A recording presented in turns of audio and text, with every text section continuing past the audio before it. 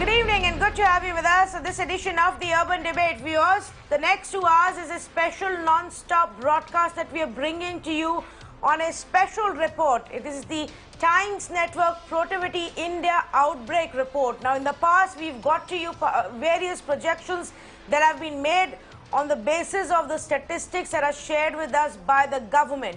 But today, we are not going to project. Today, we are actually going to see how the battle has been fought so far.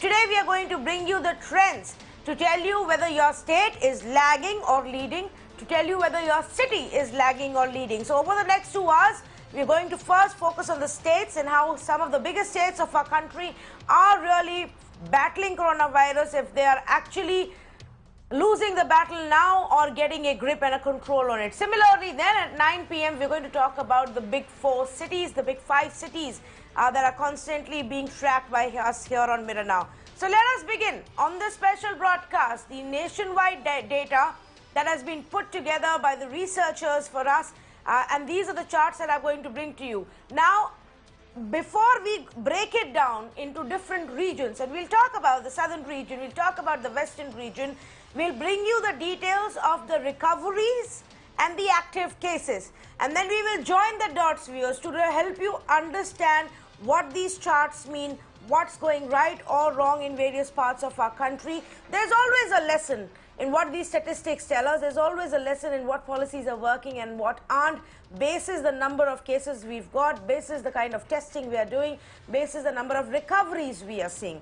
And those are the lessons that we are looking for today. But first up, I just want to tell you the key headlines.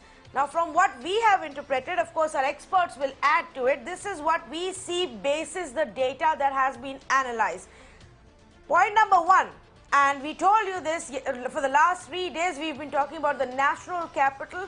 Data statistic matching also shows that Delhi is seeing a clear increase in cases and a fall in recovery rate. And this turnaround actually has happened largely in the last 10 days. Maharashtra is beginning to get a grip on the number of cases. Maharashtra has been on the top of the charts, but some of the cities now are doing a better job. Mumbai is still close, but several other cities are doing a better job. Gujarat seems to have hit its peak in May. So there's some good news coming in for people who are living in Gujarat. And there is now an improvement in the recovery rate there. This is what we will show you in our charts in just a bit. Kerala, viewers, is a very interesting story, and we'll spend some time on it. Kerala almost won the battle. They had almost finished off their cases. There was a time where for a period of 3 to 4 days, they barely had more than 1 or 2 cases being registered daily. But now the cases are on the rise again. So we need to understand what's going on. Telangana is beginning to see more active cases in June despite the very, very strict clampdown. Tamil Nadu saw recovery rates surpass the active rate 2 times. So it's actually gone up and down and up and down. Every time they let their guard down, there is one big event that takes place that leads to a further surge in the number of cases. There's a lesson for that in Tamil Nadu. Uttar Pradesh is seeing a higher recovery rate, but it's a flat trend. There's not much change. It's almost as if it's in a controlled manner. The data is, being put out between recovery and active cases. But it is under control and the recovery rate is good. West Bengal saw a flat recovery rate, but now the active cases are on the rise, and it's going to be very clear from the charts as well that we put out to you. Karnataka saw a recovery rate improve in May. But right now, Karnataka needs to be on the watch. That's what the data is suggesting. And these are not projections, viewers. I will again say, these are statistics of cases and recoveries so far for a report dated 10th of June. That's as recent as this information is. Haryana is an interesting state. We'll talk about it as well. It's an outlier with a rise and fall again. And the recoveries and the active cases going in opposite directions multiple times. It's very interesting what's happening in Haryana. I'm going to start with southern India. And one by one, let's pull up the charts for you and let's show you that graphics. Let's start with Kerala, viewers. Kerala is a very interesting state. The Kerala was actually praised by many for the way they had handled it. Remember, the first cases came in Kerala from Wuhan. There were just handful of them, and then there was a bit of a lull. And then when COVID actually hit the entire country is when Kerala also see the cases go up, and then it fell again. Now, in the last few weeks, as shops have begun to open, as restaurants and salons have opened, as people have begun to come back, international Indians stranded abroad, Indians stranded in other states, as all of them are traveling back to the state, the numbers are on the rise, and so the Kerala government needs to be on the guard. Tamil Nadu, the recovery rate surpassed the active cases around end of April, but then it went up again in May.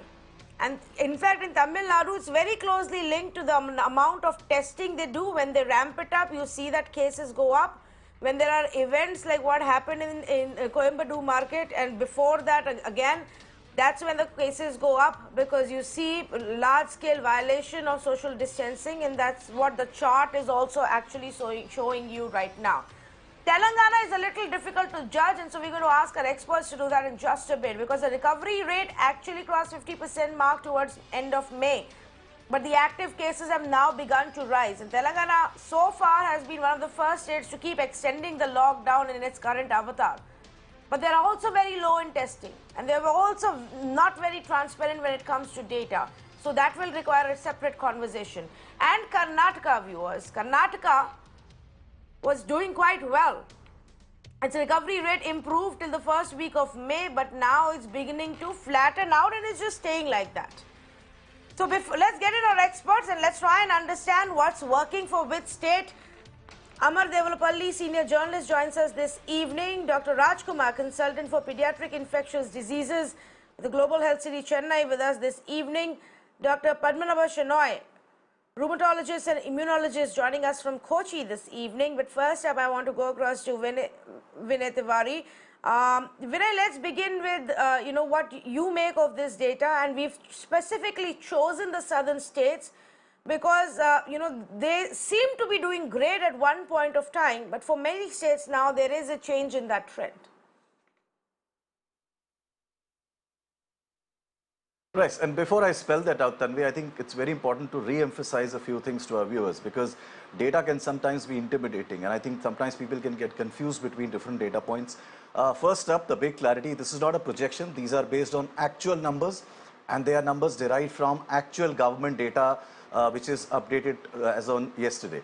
So this is the absolute authentic official data. Remember, corona is a notifiable disease, so any case that happens has to be notified to the authorities. Whether it's actually getting done or recorded is a different discussion, but this is the official data, and these are actual numbers that we are tracking. Also remember, the Times Network has been doing this Protiviti study for the last 2.5 months now. So this is not something that we've done just once. We've been tracking it for the last 2.5 months since the corona crisis really picked up pace in India. And we've been observing trends on how different states are reacting and responding on terms of the on-ground, and how that response is actually translating itself to the data, to the numbers of cases that is being reported as well. One important point for everyone to understand who's watching this right now is this: whenever the number of recoveries are higher than the number of fresh new active cases, is when you can say that the state is doing a good job. Because clearly, if the number of people who are recovering from an ailment after having contracted it is higher than the number of fresh people who are getting that ailment, you seem to have done a good job. And that's why if you see in our graphic, there is an eye formation, where almost like it looks like an eye. The wider that particular eye, the better your state will be. And whenever the x-axis and the y-axis crosses or comes close to each other is where the problem starts. And that's why it's very important to watch those graphics very carefully and to see how the states have performed over the last 2.5 months, and that will give you an indicator of how easy you can breathe going forward. Now, coming to your question, Tanvi, about the southern states, yes, southern states were a lot like the Indian cricket team. They started off very, very well. The top order did exceedingly well. Kerala was a great example of how they spotted the trend early. In fact, as early as even January, for instance, that they realized that there is something. And I remember, and I know that our reporters on the ground have been telling us that even in January, much before even anyone was talking about corona, the health ministry had started doing discussions about what was happening in Wuhan, because they knew there are a lot of Kerala residents who work in that part of the world. But while That was then. In the last 15 days or 20 days or so, some bit of movement of people has started happening. People have started arriving back in the state. And obviously, that could be one reason why you are now seeing a bit of a rise in the number of cases. Tamil Nadu was always, Tanvi, a bit of a problem state. I mean, if you remember, right from the time when the lockdown was first announced, our ground reports were constantly pointing out how the implementation of the policy on ground in Tamil Nadu was not always very effective. And there was also a lack of uniformity. And that again gets, reflected in the data. Karnataka, amongst the 5 southern states, seems to be doing the better of them all. Bangalore, certainly as a city, has done probably the best amongst all metros. And that actually is a good sign and a very good news. You were right about Telangana. There is a problem in the way the reportage is happening. There is not much transparency. The government has been very opaque about sharing information, specifically testing data and so on and so forth. So that's a little bit of a tough nut to crack. But yes, the larger picture, if I can set it up at the start, is this: that the south of India, which had started off exceedingly well, is now beginning to show some problems in terms of the rise, and that's where we have to watch out for. As opposed to, say, the west of India, which had started off very badly and has now started stabilizing, so has central and probably north as well, except possibly Haryana, which is a bit of a basket case, as well as Delhi, where the pattern has been very opposite. Tanvi. Okay, so let's take it one by one and I ask our experts. Dr. Shenoy, let's begin with you because Kerala honestly did do a great job of containing it, of contact tracing it. I think they really set the example for the entire country to figure out how contact tracing will have to be done in the initial days. But obviously, if you look at the recovery rate and the active cases rate and the way it's moved now, there is a bit of a concern. Now, to what will you attribute that? It is very clear. See, Kerala had a huge return of non-residential Keralites coming to Kerala. Almost 2 lakh people have come. So we expect that there is going to be a rise. It was expected by Kerala government. Like from Wuhan, people came and we had an increase in case. We had the first case in the country.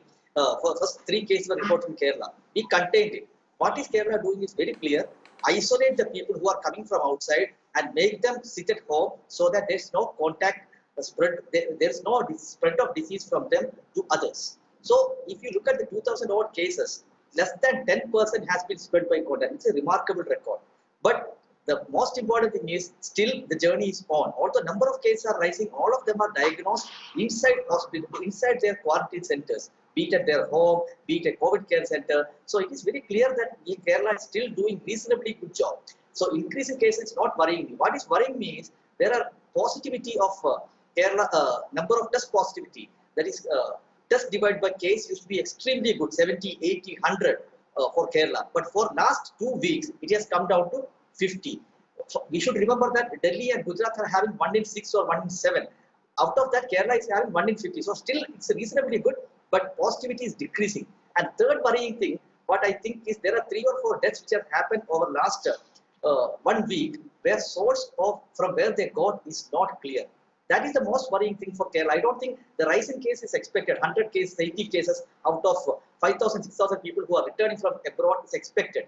There is nothing to worry in that, and they are not diagnosed in the COVID care facility. So what is worrying is the deaths where cause is from where they got the disease is not clear. 3 or 4 deaths have happened. Out of 16 deaths, 4 of them from where they got disease, we are not sure. Source of disease is not clear. That is what is worrying for us, rather than having a huge spike in cases. Okay, fair enough. In fact, largely what you're saying, it is also because of the people who are now coming into the state and additional cases that have emerged, which is, it does coincide with the way the chart shows the graph turning for Kerala. The time where they had hit, where, there were a couple of days when no cases were reported and then 1 case or 2 cases were getting reported, to now what we are seeing on a daily basis, there are quite a few cases getting reported. Similarly now, Tamil Nadu has an interesting trend. In Tamil Nadu, viewers, if you see, and we'll bring up the chart for you, every time they manage to get things under control and the recovery rate actually goes up, and the recovery rate actually becomes better than the number of active cases being registered or the active rate itself. You see, it's around the time that the next lockdown version gets announced. And the minute that happens and the city or the state opens up a little bit more, you see a bump up in cases in a few days after that. It's happened twice. It happened around the first week of May. It's now happened around between 20th and 27th of May, and now in the last few days, that's where you're seeing the gap between the active rate and the recovery rate narrowing again. So if we had to go by this trend, Dr. Rajkumar, would you say that it's largely because every time we open up a little more, there is a spike initially, but then the state kind of gets a grip on it? First, we need to accept that disease is inevitable. It's going to happen. We are not immune to it. So at least 60 to 70% of the population get the disease. We are going to have it going around. And Tamil Nadu had a good model. It has been always a good model. I appreciate the government for whatever its efforts are. Initially, we were in the preventive phase. Then we went into the control phase. Now we are in the containment phase. So what government is doing from that side is definitely fair. So now they are targeting towards finding out symptomatic patients and handling them. And from public aspects, yeah, definitely there are some weakness on the public aspects. The people cooperation is definitely less. So that is adding upon to the cases. But what we need to realize is that this our city is like a metro city, and this is the same. Wherever you see the way in the Western world and also in other major cities in India, this is the trend. So being a metro city, definitely the numbers are going to be high. It's not about the race, but what we are concerned is to reduce the mortality. The overall target for us is to reduce the mortality and get the people out as much as possible. And definitely we are working towards it. Okay, but is there something that you believe that Tamil Nadu needs to watch out for, because Tamil Nadu is one of the states that has seen multiple curves and ups and downs. Clearly, it looks like the minute you let your guard down, there is a spike in cases. In Tamil Nadu, we are changing the strategy. Government is ready to accept that the rise in cases, and they are trying to get the strategy better so that we manage things better. So from the government aspect, what they are doing is they are increasing the number of beds. So both in the private center and government setups, they are increasing the beds, and they are categorizing the patients like mild, moderate, and severe. And they have created COVID centers, COVID health centers, and COVID hospitals so that all patients are taken care. So government aspects, they are fine, and they are targeting towards identifying symptomatic patients so that we can save them. So that is a target. And in fact, now they have started bringing doctors from other districts to help in these settings so that the case management will also be better. So from the government aspects, definitely they are better. Coming to the public aspects, yeah, people have started relaxing. That is something a bad news. Okay, so people should be aware. People should not take it lightly and should cooperate to the government that way. And again, if symptoms develop, they should come to the hospital. That's one thing I really worry about. People don't come to the hospital immediately, and that again leads to the death aspect. So it's the public cooperation that is more important at this moment. Okay. Vinay, you wanted to come in and make a point? No, look, I'll be a little more direct than what our learned doctor has said. And I'll be honest with you, Tamil Nadu, it's very clear. And the best way to actually do a comparative analysis is to see what Bengaluru did, what other metros and others. See, the difficulty factor or every other factor that the doctor has mentioned is the same in most metros. Topographically, most metros are similar in nature. But there is one big difference. Bengaluru's success has come or the up and down graph that you see, and the fact that the point that you mentioned about they tend to relax. What does this mean? This is poor implementation of the containment policy. That is part one. You really need, while you will open up, you will have to open up the cities and you will have to open up your states because economic activity has to revive. It is equally important to ensure that the containment policy and strategy needs to be strict and smart. And I think our reportage on the ground and all our reporters who've been around in Chennai and in other parts of Tamil Nadu have shown that the containment policy and strategy has not been effective. People have also not contributed to it because they don't seem to be following the rules. I mean, we've reported day after day to suggest that in Chennai and around Chennai, people are just not following the rules that have been laid in place by the municipal corporation or by the police. So clearly, it's a failure of a bit of a strict implementation of the containment policy and a complete disregard for what should have been a much stronger enforcement of the social distancing norm, as well as people and the regular activity resuming. I mean, they took it a little lightly, way too early, and have now paid a price for that. Tanvi. Okay, let me also bring in Mr. Devalapalli. Mr. Devalapalli, let's begin with what we're seeing in Telangana. And Telangana is a bit of a mystery because honestly, we don't get the data. that easily. Sometimes there's a problem, in the government sharing that data. The testing is far too low, so it's difficult to even make out of what we are getting. But what is your own sense of how, this state has been handling the coronavirus? Good evening. I'm sorry I was asked to participate in this discussion to speak on Andhra Pradesh situation. See, I cannot often tell you about Telangana. See, I can speak to you about Andhra Pradesh. In fact, Let's your also people speak asked me about to speak Andhra on Andhra Pradesh. Pradesh. Yes, because while it is right next to Telangana, it does have a slightly different trend. And in fact, in Andhra Pradesh, we did see the recovery rate go above the and cross the active cases rate in the month of May. But right now, we're seeing the gap narrow down significantly, Mr. Develapalli. No, Miss, the statistics I have is, see, Andhra Pradesh, since the beginning of the outbreak of the pandemic, has been very much in the forefront to combat it.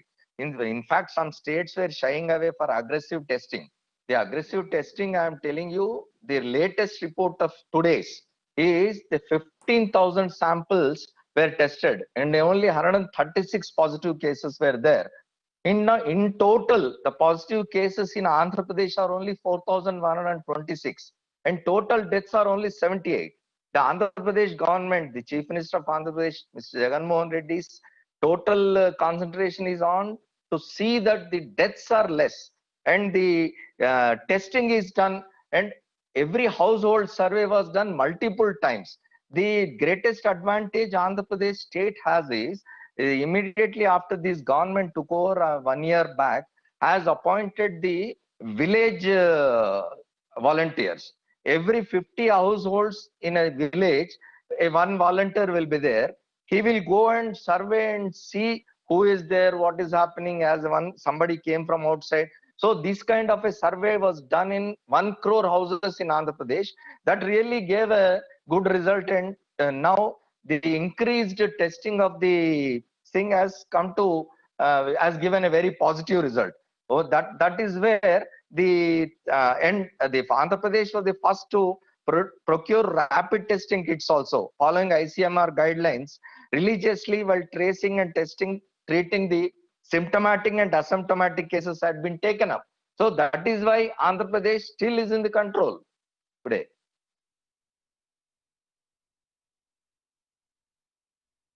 Okay, that's as far as Andhra Pradesh is concerned. But Vinay, if I can just bring you in again on Telangana, because that is one state, despite the a city as big as Hyderabad there, which has become a problem point, their testing has been abysmally low. Now they have ramped it up to some extent in the last couple of weeks, but it is difficult to judge the data just on the basis of the numbers we are seeing.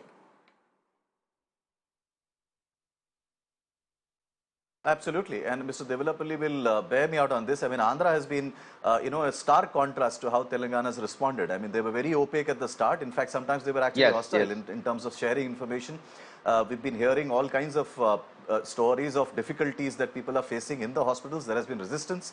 They were testing very, very low. In fact, now they've started testing a little bit more, and you can see there's a clear rise in the number of active cases that they've reported.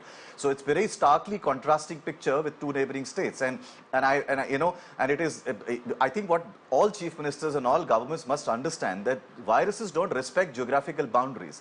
And this whole data game that they are trying to play, or any state is trying to play, is counterproductive. This is not how you will ever be able to fight this battle. The virus is not going away anywhere. States and the governments have to learn how to deal with it.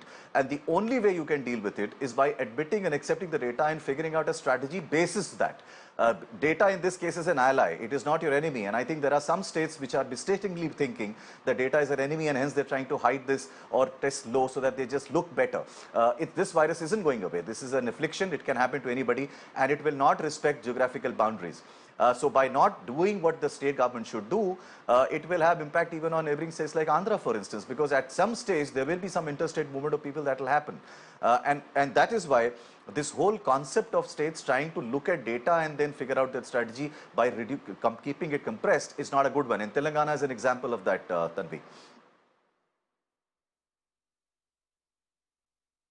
Yes, and in fact, this question has been raised for many states because the minute you reduce your testing as a proportion, your number of cases go down. It looks good on the face of it, but it does become a problem, some or the other time, any which ways. And that's something that the states should keep in mind. Now, I just want to, go back to Dr. Shenoy on this one question. Dr. Shenoy, let's also explain to our viewers what are the key factors which are involved. Which is what will help us understand where some states do better than the other. One, of course, is your policy and strictness of implementation of your lockdown. Second is testing. Are there other factors involved, geographically speaking, the way a state's population or demography or geography is defined? Does that also, reflect in our active cases and recoveries? Yes, yes. The most important thing I think what Kerala has done is Kerala has a very good public health system. And like doctors previously told, there are ASHA workers which are they know each household. So what has been starting in the Kerala's control of disease is tracing and isolating. For example, when Kerala had each case is diagnosed, there are 70 in community, 70 to 80 primary contacts are isolated. So once Kerala has around 200 cases, they will isolate 20,000 people in their households and they will be tested. This is when compared with Gujarat, when Ahmedabad has 3,000 to 4,000 cases, they will isolate only 20,000 people. So number of quarantine for a single case and tracing is extremely good. So it will ensure that the community spread has not happened. And we can very clearly see out of these 2,000 cases, less than 100 cases or even 60, 70 cases were diagnosed from community. Most were diagnosed in quarantine centers. So the isolation of their primary contact is also pretty easy. So the key takeaway is you have to trace and isolate. It's not rocket science. Let me be very clear. It's not a rocket science. You have to trace, test, and isolate who are likely to get the disease. And that is the way Kerala has followed till now. But in the first phase, it was excellent because we had the protection of lockdown. In the second phase, the lockdown is not there. So there are some people who are jumping the quarantine, but they are being again traced with geofencing, etc., etc. But the amount of cases being registered for quarantine jumping is increasing because the amount of people who have come from abroad are very high. 2 lakh people have already come to Kerala from other states and other part of the world. Because as you know, Keralites are known for their being in different parts of the world. So a lot of people have come back and quarantine thing is a big challenge. So Kerala is going to have a tough road ahead. But till now, Kerala has done reasonably well in isolating, quarantining those people. So there is no virus in the community. That is one of the very good advantages Kerala has. If you look at the community of Kerala, in the society of Kerala, there is no virus. And people are not presenting with a severe acute respiratory illness and being diagnosed as COVID. That has not happened in Kerala. So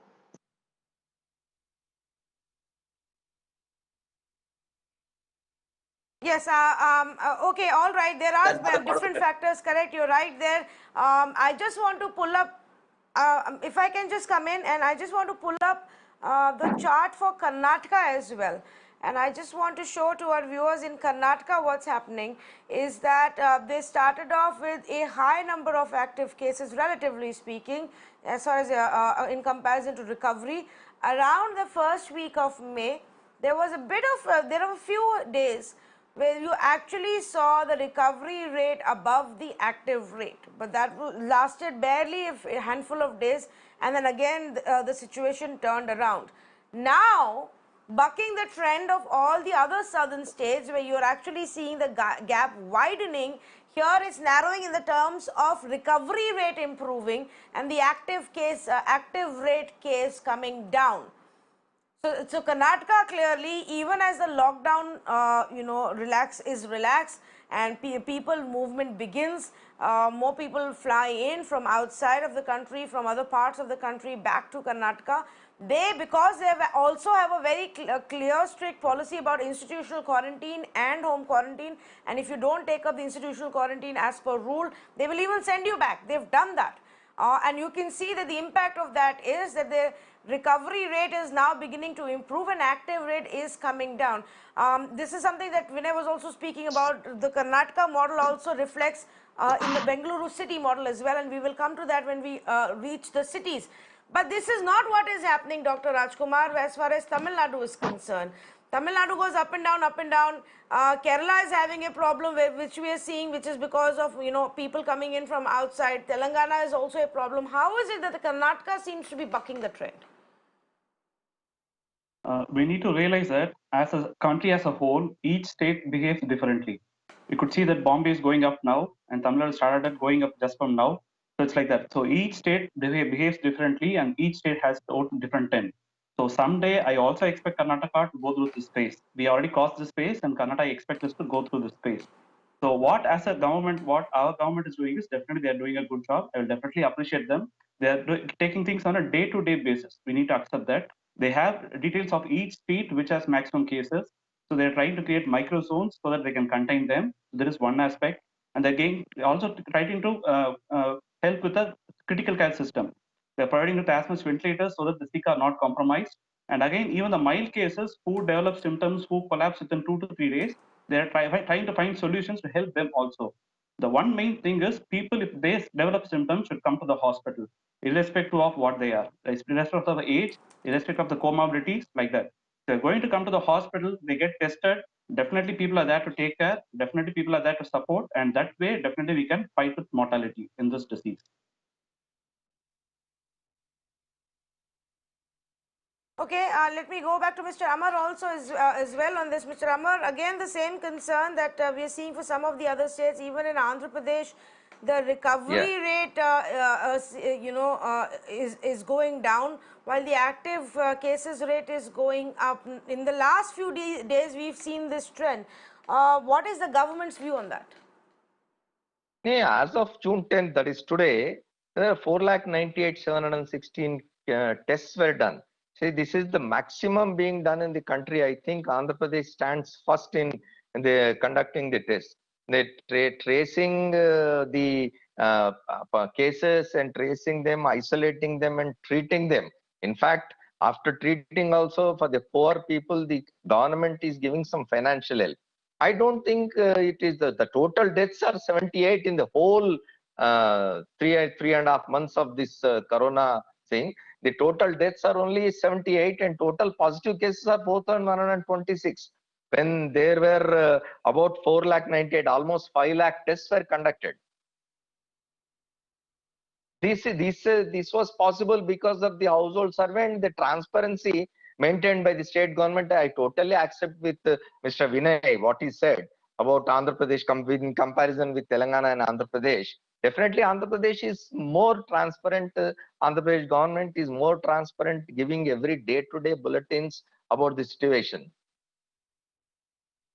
Well, Andhra Pradesh, you are right on the fact that there has been very aggressive on its testing. Was one of the first states to actually, look outside at other countries and import the testing kits and whatever was required.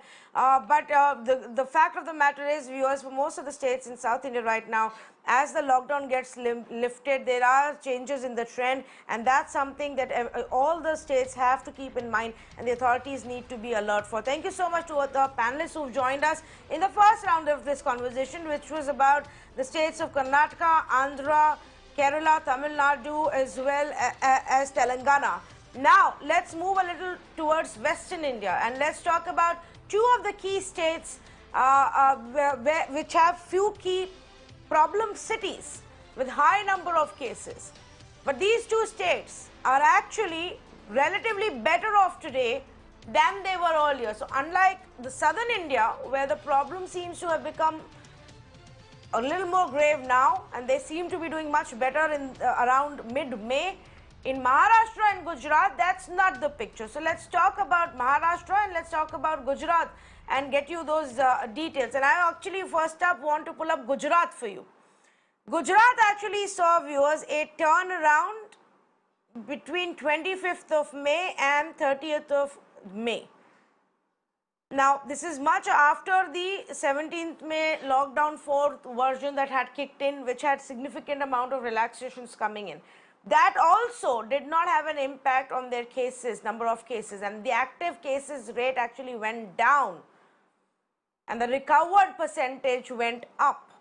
And since then, since about 3rd of June, since the time that we've actually come into Unlock India phase, they seem to be holding on to those levels. The recovery rate seems to be stable. The active case rate also seems to be stable. So it's a very, very interesting trend that we are picking up as far as Gujarat is concerned. The trend is upward for recovery to confirmed ratio. That's what it indicates. And if this continues, we will have to see whether the active case rates then begins to fall. This is as far as Gujarat is concerned. That's a state where the authorities very clearly started demarking people who are high-risk contacts, shopkeepers, vendors, delivery guys, newspaper guys, and started testing them. So that was a very specific policy that Gujarat implemented, especially in Ahmedabad. And they went and they found out who were the infected people in these zones. The minute you clamp down and isolate those people, your rate of infection immediately comes down. That's one thing that has worked for Gujarat. We will have our experts telling you a bit more in just a bit. Let's also get you the details from Maharashtra. Maharashtra, since the beginning, has been a bit of a challenge. Maharashtra was a state that was literally on top of the charts, but now, despite how the southern states are doing in West India, Maharashtra seems to be seeing some amount of relief coming in. I don't even have to say to you, you look at that chart and you will see that there is a very distinct difference on what's happening post 27th of May, where the active case rate came down a little and then has stabilized at that level. Similarly, the recovery rate went up, improved, and then has stabilized. Now, keep in mind, viewers, that these charts that we are showing to you and this analysis that is being done is on the basis of the data that the government gives us. It's on the basis of the number of active cases, total number of cases, total number of recoveries, how many people are getting discharged, what the government shares with us. So this is what the data shows. Let's also say good evening to the panelists who are joining us. I have Ajay Umat, Senior Editor for Nav Gujarat Samay with us this evening, and Dr. Subhash Salunke, a Senior Advisor to the Public Health Foundation of India for Delhi and a member of the COVID Task Force with us this evening. Let me go across to Vinay Tiwari first, and Vinay, let's speak about Maharashtra first, the state that we've closely tracked, and the numbers and the charts do look a little interesting.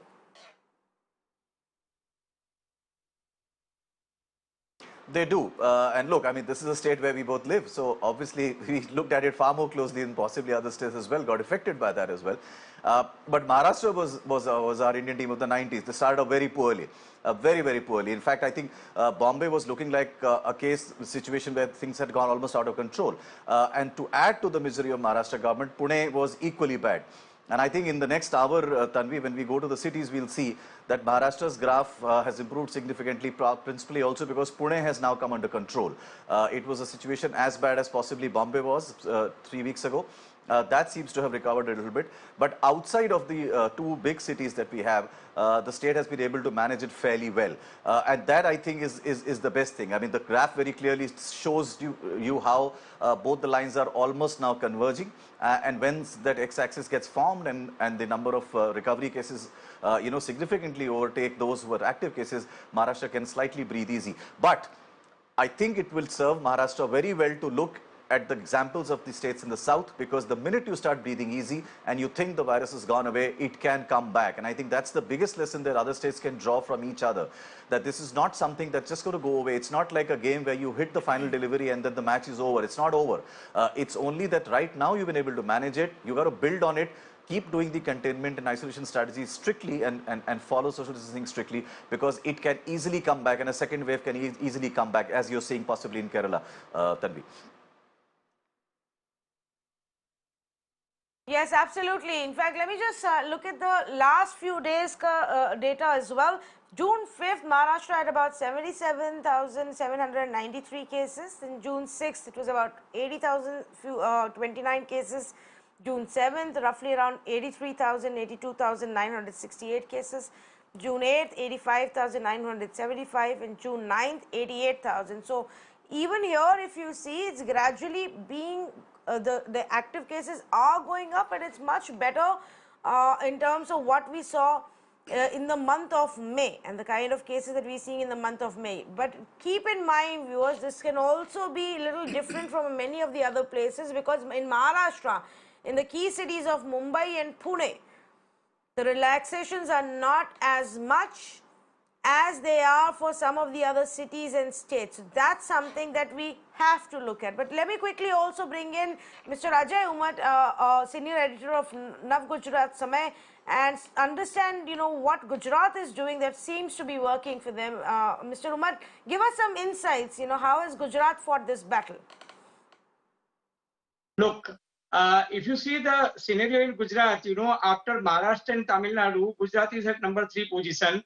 The problem in Gujarat is that, compared to Indian average, the mortality rate is highest in Gujarat. It is almost 6.78. Compared to Maharashtra, it is hardly 3%, and in Tamil Nadu, it is less than 1%. So major problem in Gujarat is that, number of people dying at civil hospital in Ahmedabad is highest. If you see I was reading a very interesting paper written by Professor Mavlankar, who is an expert in preventive social medicine. He says that, out of 730 districts, there are 20 districts which has 70% cases of corona in India. And if you study Gujarat, 80% cases are from Baroda, Surat and Ahmedabad city only. And out of these 80% cases which is in Gujarat, 70% mortality took place in Ahmedabad city only. So major problem that government of Gujarat is facing today, though our recovery rate has improved. Our recovery rate has improved significantly, but mortality rate has also, has gone high, and that is a matter of worry. And that was the reason that, Mr. Amit Shah, Home Minister, has sent a team of AIIMS, Professor Guleria and others had come here, but they could not find out what is wrong with the medical protocol, why mortality rate is going very, very high. On the other side, Gujarat has, Ahmedabad city has entered into a herd immunity level. Cases are going down in the eastern side, that is, walled city in Ahmedabad, but it is increasing after lockdown on the western side of Ahmedabad. So it shows that, number of cases are going down and down in eastern part of Ahmedabad, but on this side of the cities, that new city, it is going significantly high, and that is also a matter of worry for Ahmedabad city, because medical infrastructure, number of ventilators are now not available, oxygen bed is also in scarcity, and private hospitals, they also are not in a position to provide beds. And another thing, despite High Court order, government is not encouraging private testing, which is a matter of worry in Ahmedabad and in Gujarat also. Okay, so private testing is still a matter of concern, but in Gujarat, what we have seen is that the numbers spiked after about 700 people, were found positive, who were people who were high risk contacts, and those people who are coming in touch with large number of others, fruit sellers and vegetable vendors and shopkeepers or delivery guys. Yes, I mean, I don't like to use that term. I know the government uses it, but I hope it doesn't attach a stigma to any of these people, because they are being called super spreaders. But do you think, Mr. Umat, that strategy did work? Because that's not something that many states have done.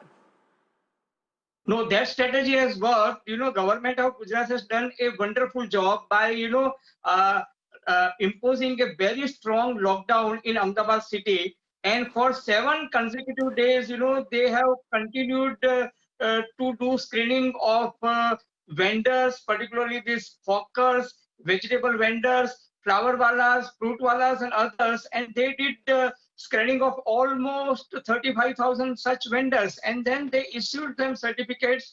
And those who had symptomatic conditions, they were taken to COVID care centers, and those who were found positive, almost 700 of them, were treated at civil hospital and SCP hospital in Ahmedabad. So that was a wonderful job done by, government of Gujarat and Ahmedabad Municipal Corporation jointly. And that was one of the reasons that, now we have recovery rate has improved significantly. But my only worry is that, at the same time, mortality rate compared to Maharashtra and Tamil Nadu, it is very high in Ahmedabad, and they need to do some corrective measures there also. Okay. All right. So that's what the government needs to do as far as Gujarat and specifically the city of Ahmedabad is concerned. There is also another problem, but I'll come to you in just a bit, Mr. Raja Umar, on the healthcare infrastructure part. Let's also come back to the conversation about Maharashtra. And Dr. Salunke is with me. Dr. Salunke, as far as Maharashtra is concerned, it's been a tough battle from day one. Mumbai itself adds to the biggest of the problems for Maharashtra in terms of large number of cases. But we are seeing some amount of slowing down. Would you agree? And why is that happening finally? I fully agree with you. As a matter of fact, Maharashtra is a peculiar and special situation because of the fact that practically due to initiation of the outbreak or pandemic, the dose of the virus, the fact remains that the people in such a large number first were they created a kind of a situation in Mumbai, and so Mumbai cannot be compared with any other city in India. But you are absolutely right. The concerted efforts on the part of Government of Maharashtra, Mumbai Municipal Corporation and other corporations like Pune, they are now yielding results. And what you are seeing, the definite bridging of the gap between the active cases and recovery. But let me tell you very frankly, as an epidemiologist, and Mr. Tiwari also, your editor also commented on that. I mean, let's not give a lot of importance to this, recovery rate and this rate and that rate. The most important part is going to be how many of these cases are being saved by us, and point that is being repeatedly made as far as Gujarat is concerned is the one I would like to give a lot of importance. Are we in position to design and define our health system in such a way that we are going to save maximum number of lives? Cases are going to increase. Lot of cases who are going to be pre-symptomatic or symptomatic milder cases, recovery rate is going to improve, but it's not a guaranteed. Like we have seen in southern India, recovery rate can cross the active cases and come down again. So do not give lot of importance to the number of cases. Let us now give importance to what facilities we are making to ensure that the lives are saved. Let me assure you and let me assure viewers through you, we are going to get fluctuations in many states. We can't name every state, but fluctuations will occur. We will see declining rates of the newer cases in southern India, including Maharashtra, but you will see increase in cases in eastern and northern India. Are we as a nation prepared for that? That is the major question. Number two, are we going to ensure that we are going to fight this battle for next few months? It's not going to be June, July or August. It could be even up to December, Jan, who knows, even next year. How are we going to ensure that comorbid patients, high-risk patients or high-risk people are saved?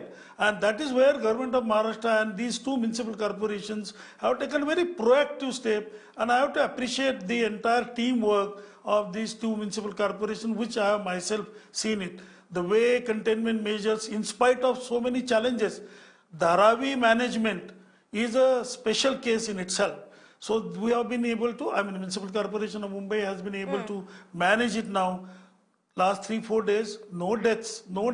So these are few indicators which are showing that we are on a right path, and we need to continue with precaution. With caution. In fact, Dr. Salunke, I wanted to ask you on Dharavi specifically. How we handle Dharavi, Dr. Salunke, can become a case study for many other places, because it's the Dharavi is a most case densely study. populated slum area, such large population. But look at the numbers we are reporting now. At one point, we were reporting 50, 70, 80 cases every day, That's, a dozen deaths every day, and now a dozen cases every that's day. right. What It was worked more there, than 100. It Dr. was more Salunke? than 100, yeah. Please let us compliment and congratulate our municipal corporation Mumbai's team. They have done a good job. Their ward level officers, their doctors, the nurses, the ashas, the volunteers, and most important, Dharavi people. Let's not forget. See, let us not take credit by the health system or municipal administration per se in totality. Let us give credit to a teamwork, including society. Unless they themselves want to save them, how can you think about any public health emergency without participation of the community and people to succeed? It's not possible. So if Dharavi has succeeded, credit goes to obviously dedicated staff of Mumbai Municipal Corporation, dedicated people of Dharavi themselves, and ready to listen to the challenges of this epidemic. So it's a combination, and I feel we need to learn from Dharavi even in other areas. On same lines, look at the Pune Municipal Corporation. Look at the areas of the Bhavani Pet, look at the areas in Pune which were so challenging just 3-4 weeks back. We ourselves were worried, but I feel we have to appreciate the concerted effort on the part of the team. Like say, Government of Maharashtra identified 4-5 senior level officers. Now they are focusing on specific activities. They are monitoring it not daily but hourly basis. We monitor even with the hospitals, in Sassoon hospitals, in other hospitals, in KEM. I know there are a lot of criticism of the, kind of an non-availability of the bed, non-availability of the ambulances in time. But please note, we are dealing with the population of size of Mumbai, and total MMR is 2 crore plus population. So I think let us appreciate that comparatively in a short span of time, the systems are now in place, people are cooperating in spite of relaxation, and this is very encouraging.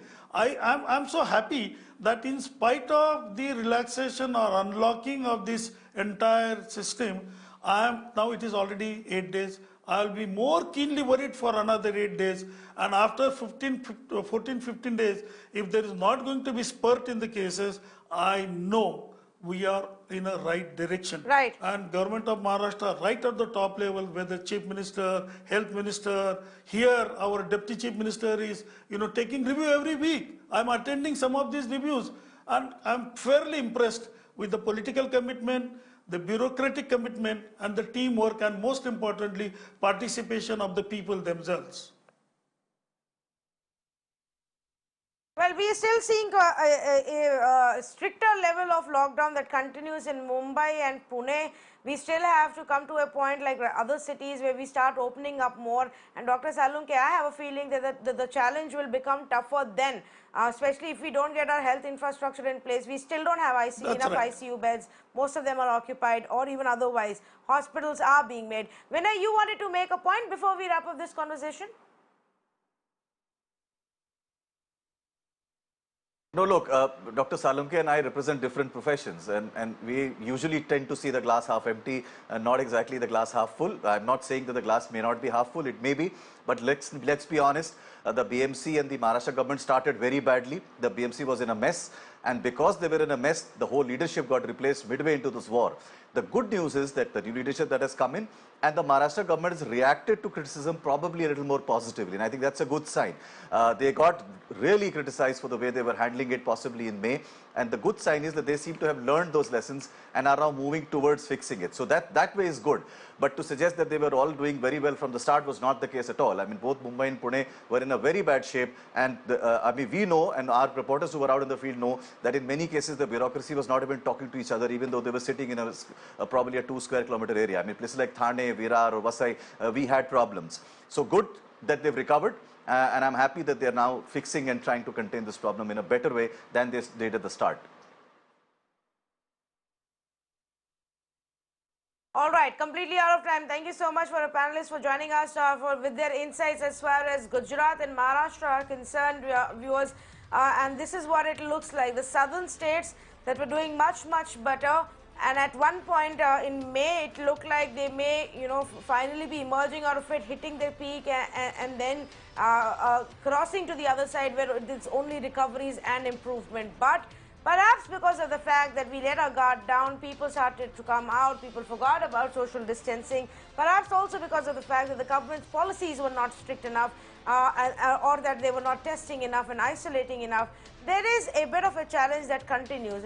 Also the fact that there was a lot of travel involved. Lots of people were brought in from abroad. People were allowed to travel within the country, and so the numbers have changed now. But as far as Western India is concerned, both Gujarat and Maharashtra seem to be finally getting a grip on the problem in these states in terms of large number of cases. Both of these states have been in the top 3 at one point in our country, and now they're beginning to at least get a grip on the number of cases, and the recoveries are going up. Too soon to say. We will keep a close track and keep getting you these analysis. Don't go anywhere. We have just done the states so far. The cities are lined up on the other side. Which city do you live? How is that faring? I'll tell you all of those details. Stay with me.